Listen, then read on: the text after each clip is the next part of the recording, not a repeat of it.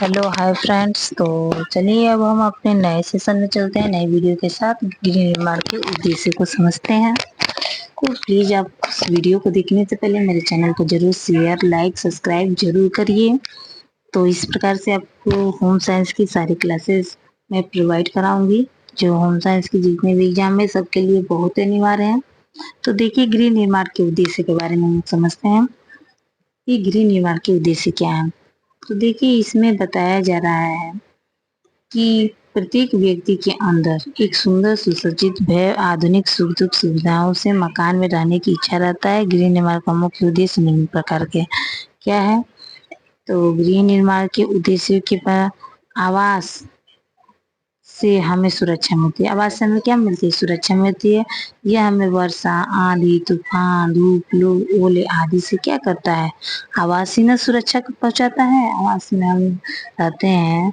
वह अगर घर का गृह निर्माण हमें क्यों करना है? मान लीजिए घर बनाएंगे तभी ना घर से हमें आवाज से सुरक्षा मिलेगा। हमको आंधी से वर्षा से तूफान से धूप से लू से ओले से आदि से हमको सुरक्षा किससे मिलेगा? गृह निर्माण से मिलेगा।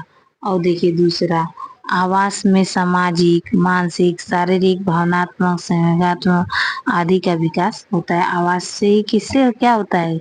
आवास में तो सामाजिक मानसिक शारीरिक भावनात्मक संवेगात्मक आदि ज्ञान आदि का विकास होता है।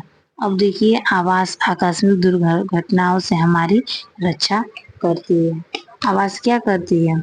आवास जितने भी आकस्मिक दुर्घटना जितने भी, मान लीजिए कभी बिजली गिर गई, कभी आंधी तूफान आया, कभी तेज बारिश होने लगा, ये सारी दुर्घटनाएं हो रही हैं।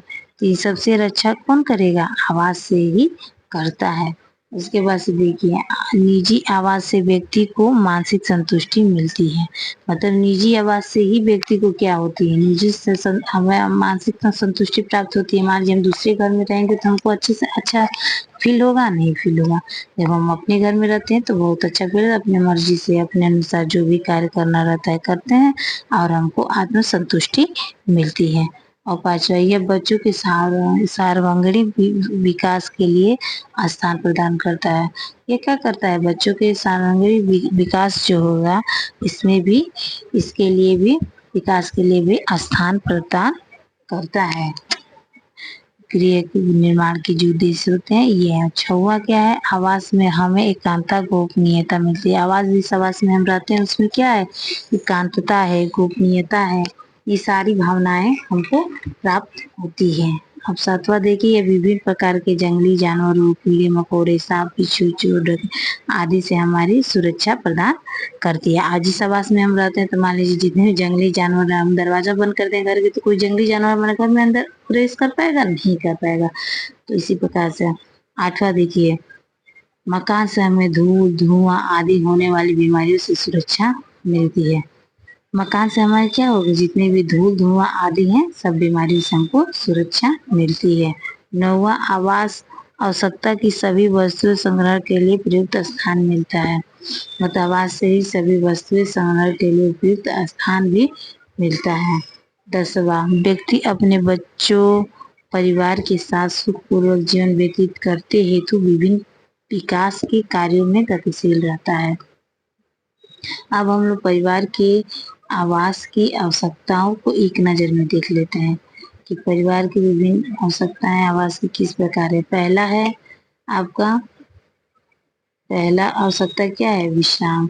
मान लीजिए आवास रहता है तो हमारा आराम से कहीं भी क्या कर लेते हैं? विश्राम कर लेते हैं, आराम कर लेते हैं।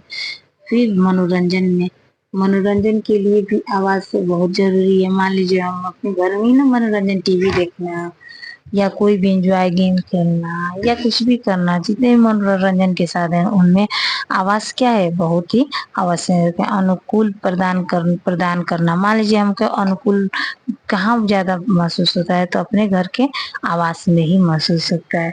अभिव्यक्ति की स्वतंत्रता कि विभिन्न प्रकार के अभिव्यक्तियों की स्वतंत्रता के लिए भी आवास क्या है? अनिवार्य है। सामाजिक प्रतिष्ठा, समाज की क्या प्रतिष्ठा है? सामाजिक प्रतिष्ठा में भी हमको आवास, मान लीजिए हम समाज में रहे तो आपका घर है नहीं है तो क्या होगा? हमको सामाजिक प्रतिष्ठा नहीं मिल पाएगा। सामाजिक गुणों का विकास, सामाजिक गुण के विकास के लिए भी आवास क्या है, अनिवार्य है। संग्रह करने के लिए भी हमको आवास चाहिए। विश्राम सामाजिक गुणों के विकास के लिए, संग्रह के लिए, क्रियाशीलता के लिए भी क्या हुआ, आवास बहुत ही अनिवार्य है। और इसके पश्चात से संस्कृति सुरक्षा के लिए, हमारे जितने भी सांस्कृतिक सुरक्षा है उसमें भी आवास महत्वपूर्ण भूमिका निभाता है। धूप, शीत, जंगली जानवर और चोर डकैत आदि से सुरक्षा के लिए आवास अनिवार्य है। तो इस प्रकार से हम लोगों ने समझा कि आवास सामग्री निर्माण के उद्देश्य में आवास क्या महत्वपूर्ण भूमिका निभाती है, आवास किस लिए जरूरी है।